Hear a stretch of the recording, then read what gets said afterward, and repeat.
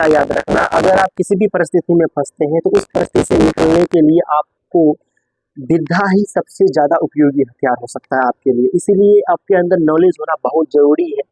और नॉलेज के लिए सबसे इंपॉर्टेंट बुक, सबसे अच्छा किताब मैं मानता हूँ चाणक्य नीति, क्योंकि चाणक्य नीति ने ऐसा ऐसा उपदेश दिया है अपने किताब में कि उसको अगर आप असल जिंदगी में अपनाते हैं तो आप हर चीज सीख सकते हैं। मतलब चाणक्य नीति एक किताब है जो कि लोगों को पढ़ने का किताब है।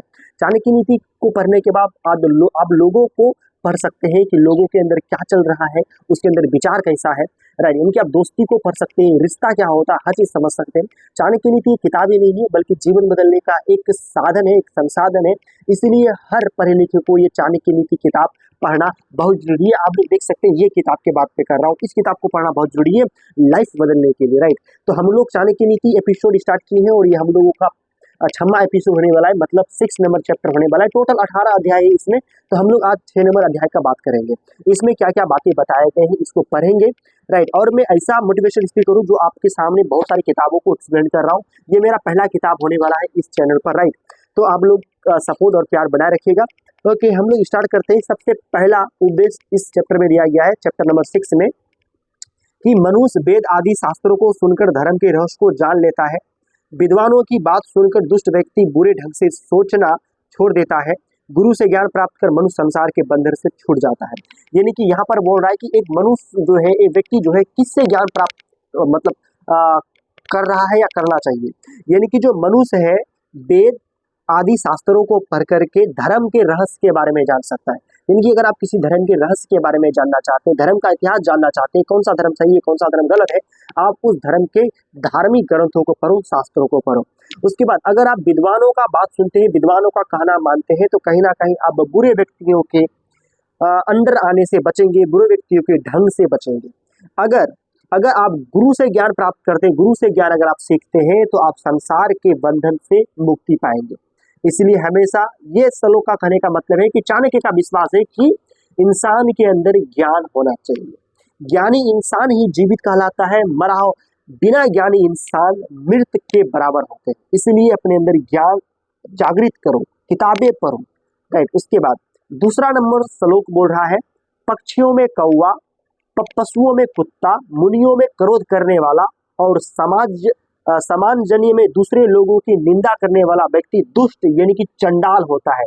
मतलब दुष्ट और चंडाल किसको बोलते हैं? सबसे नीच इंसान, सबसे घटिया किस्म का इंसान।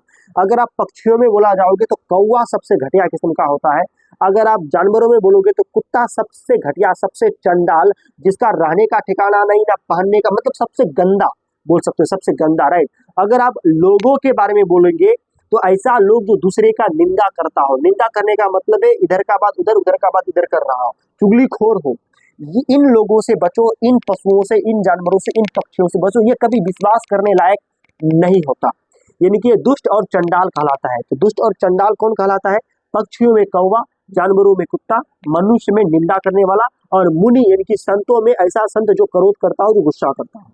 उसके बाद तीसरा नंबर श्लोक का बात करें तो बोल रहा है कि कांसे का बर्तन राख से मांजने पर, तांबा खटाई से, स्त्री रज सबला होने के बाद, और नदी जल तीव्र वेग से शुद्ध होता है। मतलब कौन किससे साफ होता है, किससे फ्रेश होता है, किससे शुद्ध होता है, किससे चमकता है, राइट। यानी कि कांसा को अगर चमकाना हो तो राख से उसको मलो, अगर तांबा को चमकाना हो तो खटाई से उनको मलो, राइट। उसके बाद बोल रहा है क्या, अगर स्त्री को अगर राज सबला होना हो तो स्त्री राज सबला होने के बाद, राइट, यानी कि स्त्री राज सबला मतलब ऐसा स्त्री जो घर के बारे में सोचे, घर का भलाई के बारे में सोचे, राइट, घर को अच्छे से संभालने वाला हो, वैसा स्त्री। और नदी का शुद्धिकरण उसके तीव्रता से होता है, जितना तेज वो बहेगा उतना तेज वो मतलब अच्छा और पवित्र माना जाएगा, और विशाल माना जाएगा, खतरनाक माना जाएगा, राइट।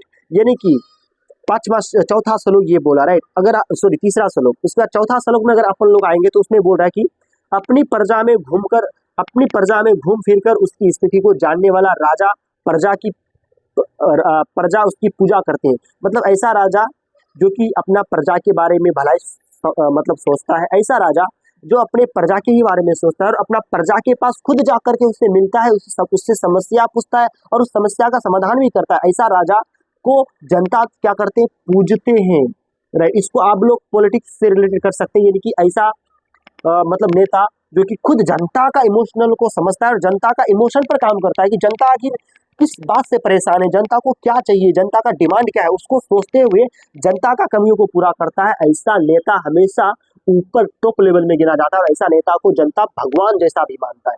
तो ऐसा नेता बनना है। जो द्विज अर्थात विद्वान ब्राह्मण देश प्रदेश की भूमि पर ज्ञान प्रचार करता है, उसकी पूजा होती है। ऐसा ब्राह्मण जो अपना ज्ञान का धारा को एक जगह सीमित करके नहीं रखता है, बल्कि अपने ज्ञान का धारा को फैलाता है, एक जगह से दूसरे जगह उसको जो है तेजी से फैलाता है। ठीक है, तो ऐसा ब्राह्मण पूजा करने लायक होता है। जो योगी सदा घूमता रहता है और आदर सत्कार का भोगी होता है, परंतु भ्रमण करने वाला स्त्री भ्रष्ट हो जाती है। यानी कि बोल रहा है कि ऐसा योगी जो हमेशा घूमते रहता है इधर उधर, मतलब भिक्षाटन करके जीवन यापन करता है और भगवान के यात्राओं में, मंदिरों के यात्रा में भ्रमण करते रहता है, ऐसा योगी भी पूजा करने लायक होता है।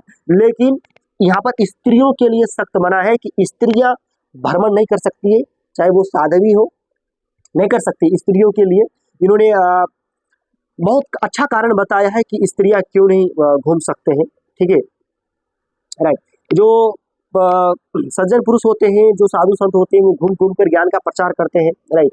और स्त्रियां इसीलिए नहीं प्रचार कर सकती है क्योंकि आजकल का जो कलयुग का है, ये हैवानों का संसार है। यहाँ पर स्त्री किस रूप में है ये देखा नहीं जाता है, सिर्फ स्त्री को भोग विलास के रूप में ही देखा जाता है। तो यहाँ पर चाणक्य नीति सावधान कर रहा है कि स्त्रियों को नहीं भिक्षाटन करना चाहिए, स्त्रियों को साध्वी जीवन नहीं जीना चाहिए, राइट। उसके बाद 5वां नंबर श्लोक का बात किया जाए तो क्या बोल रहा है कि मनुष्य जैसा भाग्य लेकर जन्म लेता है, उसकी बुद्धि उसी प्रकार अनुवृत्त होती है और वह व्यवसाय अथवा काम धंधा भी वैसा ही चुनता है, उसकी सहायता भी उसी प्रकार के होते हैं। यानी कि बोल रहा है कि मनुष्य हमेशा भाग्य लेकर ही इस दुनिया में आता है, जन्म लेता है। मतलब चाणक्य का मानना है कि ये भाग्य का खेला होता है, नसीब का खेला होता है। ठीक है, यानी कि मनुष्य जो है भाग्य से जन्म लेता है, जिस भाग्य से, जैसा भाग्य से जन्म लेता है उसका बुद्धि भी वैसा है, उसको काम भी उसी प्रकार का मिलता है और उसका व्यवहार, उसका काम धंधा भी वैसा ही चलता है जैसा उसका किस्मत में लिखा होता है। चाणक्य का ये विश्वास है भाग्य पर। 6वां नंबर अगर श्लोक का बात किया जाए, क्या बोला है, समय सब प्राणियों को अपने पेट में पचा लेता है, अर्थात सबको नष्ट कर देता है। समय एक ऐसा काल है जो सबको नष्ट करता है, चाहे वो अच्छा व्यक्ति हो, चाहे वो बुरा व्यक्ति हो, चाहे वो अमीर व्यक्ति हो, चाहे वो गरीब व्यक्ति हो। समय एक ऐसा काल का चक्र है जो सभी को अपने अंदर समेट लेता है, जकड़ लेता है, खत्म कर देता है। कोई अमीर कोई गरीब समय के सामने सब क्या है, बराबर है, सबको एक ना एक दिन जाना पड़ेगा, राइट। यानी कि काल ही सबकी मृत्यु का कारण होता है। जब सब लोग सो जाते हैं तो काल ही जागता रहता है। यानी कि अगर आप सो भी जाते हैं, अगर आप आराम भी करते हैं, तो हमेशा एक चीज है जो चलते रहता है और वो है समय। वो पीछा करता है आपका कि आपका कब टाइम पूरा हो तो आपको लेकर के जाए।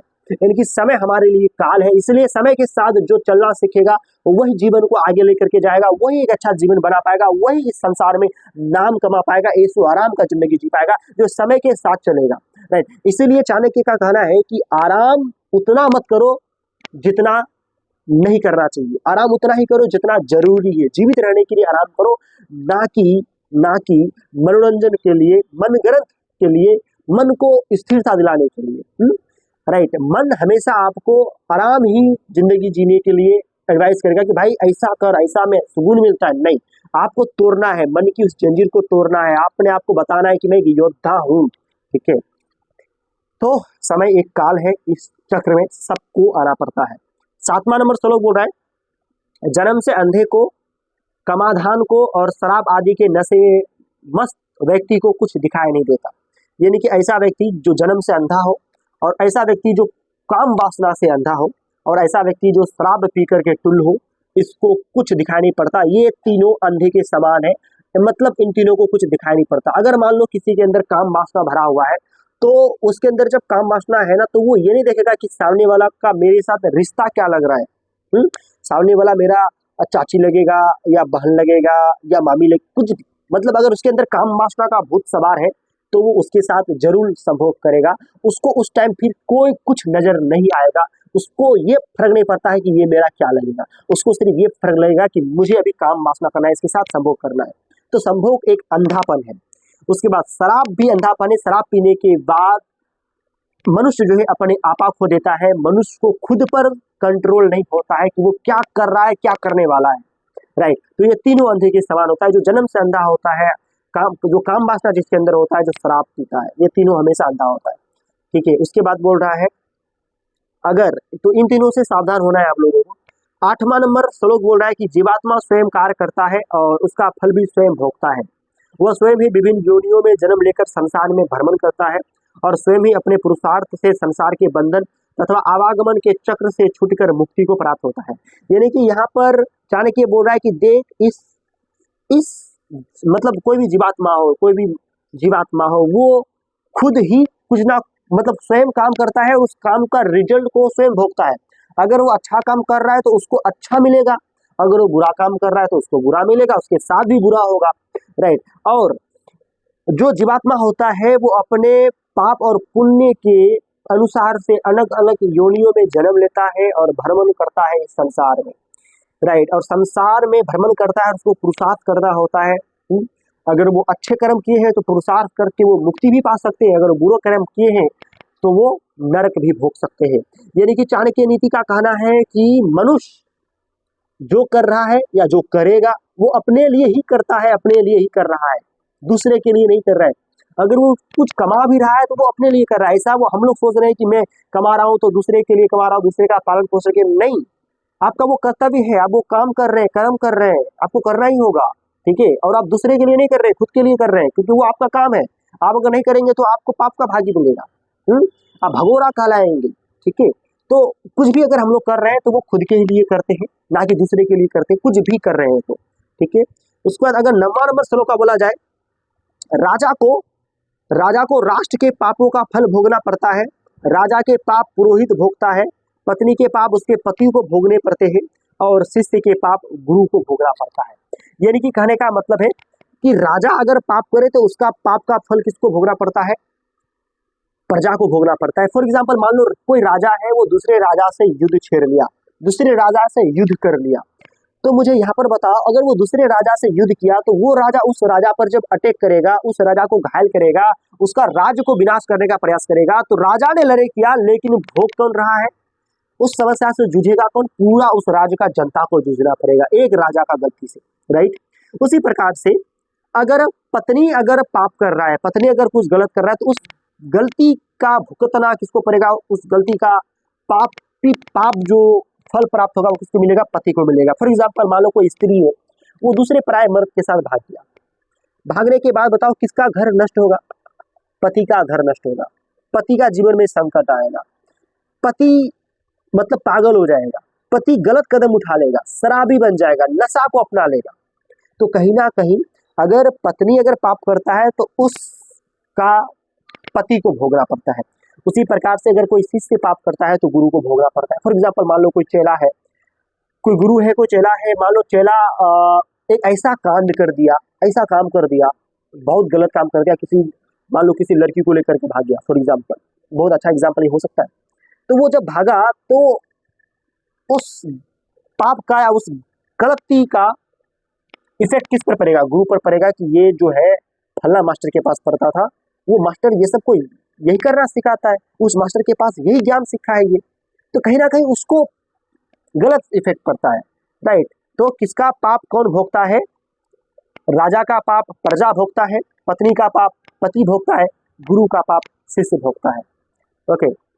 उसके बाद 10वां नंबर अगर बात किया जाए, यहाँ पर बोल रहा है कि कौन किसका शत्रु होता है, मतलब कौन किसका दुश्मन होता है। चाणक्य नीति बोलता है ऋणी पति अपनी संतान का शत्रु होता है, ऋणी पिता जो है यानी कि जो कर्जदार पिता होता है वो अपने बच्चों का दुश्मन होता है। क्यों, ऐसा क्यों बोल रहा हूँ, मान लो आपका पिता है, आपका पिता ने बहुत कर्ज लेकर के रखा है और आपका पिता बूढ़ा हो चुका है, तो उस कर्ज का भार किस पर आएगा, आप पर आएगा। मतलब आपका पिता ने गलती किया लेकिन उसका पूरा भुगताना किसको करना पड़ रहा है, आपको करना पड़ रहा है। तो पिता का कर्ज जो है संतान के लिए, कर्जदार यानी कि कर्जदार जो पिता है, कर्जा वाला जो पिता है संतान के लिए वो दुश्मन के समान है। उसी प्रकार से यही स्थिति बुरे आचरण वाली माता की भी होती है। ये बुरी आचरण वाली माता भी संतान के लिए दुश्मन होती है। सुंदर पत्नी पति के लिए दुश्मन होता है, क्योंकि सुंदर पत्नी पति के लिए इसलिए दुश्मन समान होता है क्योंकि सुंदर पत्नी जब किसी के पास होता है तो उसको डर लगा रहता है कि ये पत्नी कहीं मेरे हाथ से निकल ना जाए, कहीं किसी के बहकावे में ना आ जाए, कहीं इसको कोई पसंद ना कर ले, छूट ना जाए, तो ये डर रहता है। ठीक है। मूर्ख पुत्र अपने माता पिता का शत्रु होता है। जो मूर्ख पुत्र होता है वो अपने माता पिता का शत्रु होता है। ओके। उसके बाद 11 नंबर श्लोक का बात किया जाए, बोल रहा है कि किसको बस में किसी को बस में कैसे करें। अगर आप किसी को बस में करना चाहते हैं तो कैसे करें, अपनी बातों से कैसे बस करें।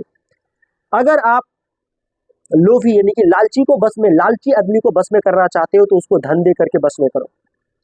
अगर आप अभिमानी यानी कि ऐसा व्यक्ति जो घमंडी है उसको अगर अपने बस में करना चाहते हो, उसको सम्मान दो, इज्जत दो, नमस्कार करो, आदर करो, वो अपने आप आपके बस में आ जाएगा। अगर आप मूर्ख को अपने बस में करना चाहते हो तो उसके इच्छा के अनुसार से काम करो। भैया जी आपको क्या चाहिए, भैया जी आप क्या चाहते हैं, ऑटोमेटिक आपके बस में आ जाएगा।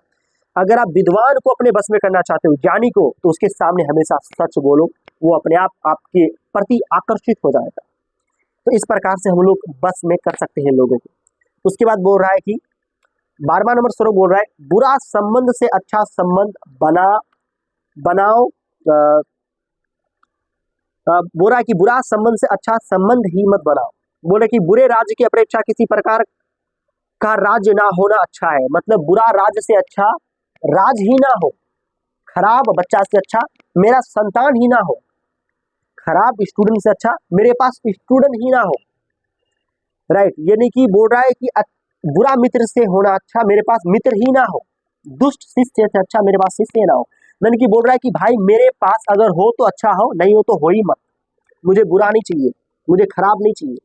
ठीक है। तो चाणक्य का मानना है आपके पास जो भी चीजें हैं वो अच्छा होना चाहिए, ना कि बुरा होना चाहिए। दोस्त हो, कोई रिश्तेदार हो, कोई सामान, कोई वस्तु हो।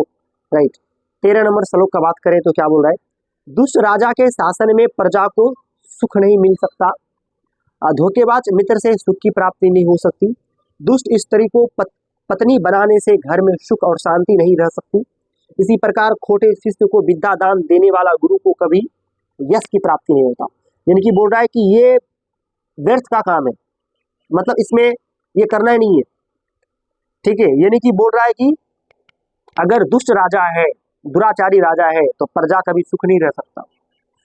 तो प्रजा को यहाँ पर यह करना चाहिए कि एक संगठन बना करके उस राजा को उखाड़ के फेंकना चाहिए। धोखेबाज मित्र से कभी सुख नहीं मिल सकता, इसलिए धोखेबाज अगर आपका कोई मित्र है उसको त्यागो।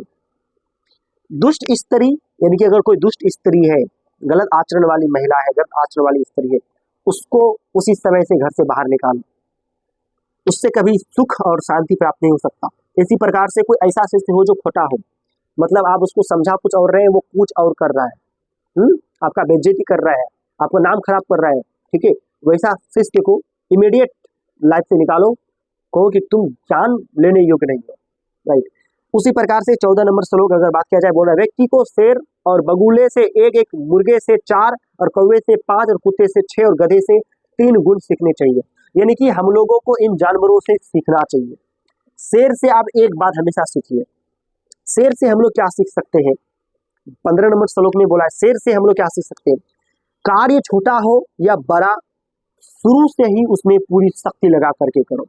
यानी कि अगर शेर होता है जंगल में, अगर उसको शिकार जब वो करता है तो शिकार छोटा है या शिकार बड़ा है उसको इससे मतलब नहीं होता, शिकार होता है इससे मतलब होता है।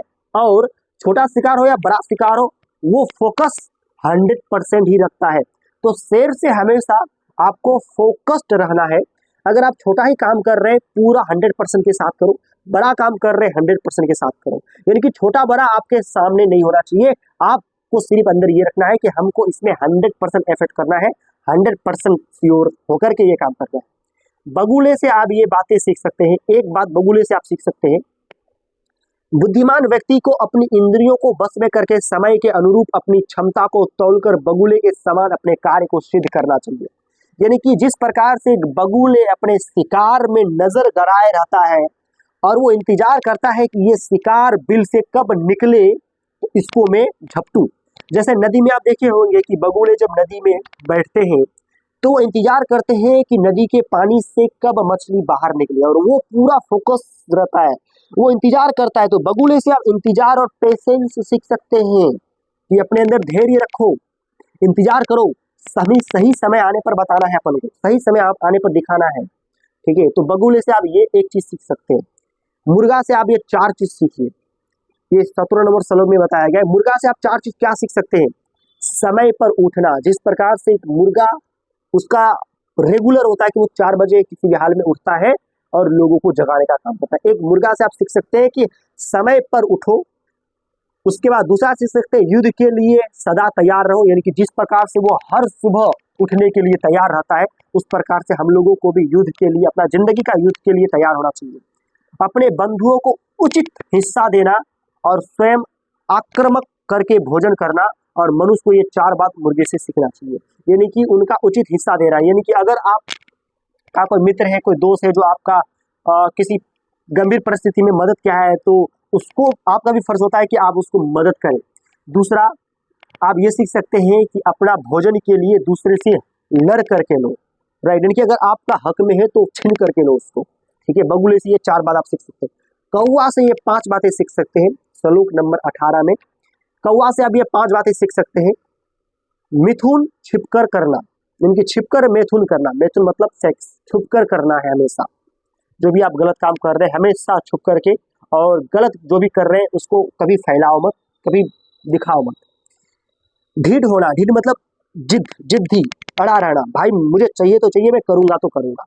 ठीक है, बार बार मैं भगा दिया जाऊंगा। जैसे कौवा अगर किसी चीज को अगर चाहता है कि मुझे ये चीज चाहिए, वो बार बार वहां पर आएगा, और हम लोग बार बार भगाएंगे, वो बार बार आएगा। तो उस तरह से ढीठ होना है हम लोगों को। अगर कोई चीज चाहते हो तो बार बार कोशिश करो, बार बार कोशिश करो, बार बार ट्राई करो कि मुझे चाहिए चाहिए किसी भी हाल में। ठीक है, समय समय पर कुछ वस्तुएं इकट्ठा करना, समय समय पे कौवे की तरह कुछ वस्तु इकट्ठा करना। कौवे कुछ भी पाता है, कुछ भी उसको मिलता है, वो लेकर के आ जाता है। नियंत्रण, सावधान हो रहना, जिस प्रकार से कौवा हमेशा सचेत रहता है। देखना आप लोग, अगर कौवे अगर किसी टहनी में बैठा हुआ है तो सिर्फ आप हाथ का थोड़ा सा झटका ही लगाएंगे ना, वो कौवा उड़ जाएगा। इतना फोकस रहता है वो, इतना सचेत रहता है वो।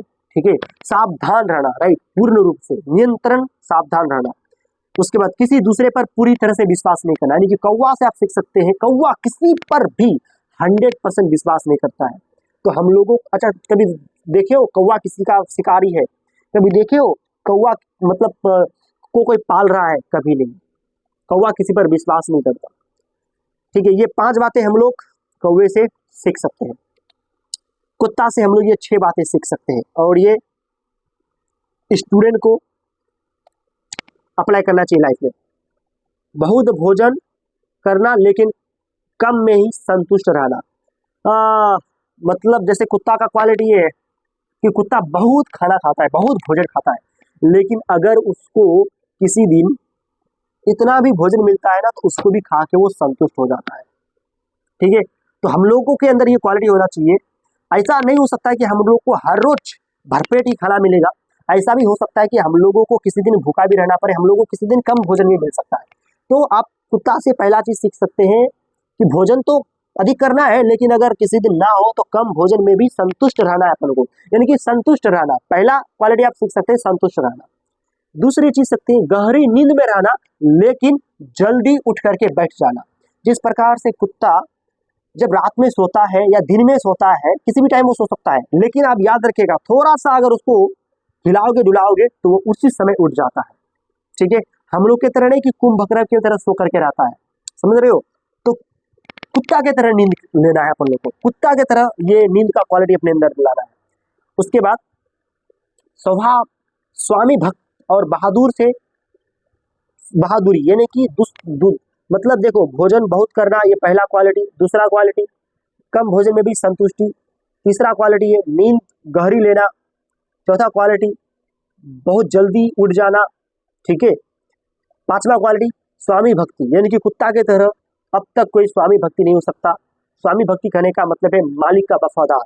कुत्ता के तरह कोई भी जानवर अब तक वफादार नहीं रहा है इंसान के लिए। कुत्ता सबसे वफादार जानवर माना जाता है इंसान के लिए। तो वफादार रहना है मालिक के प्रति।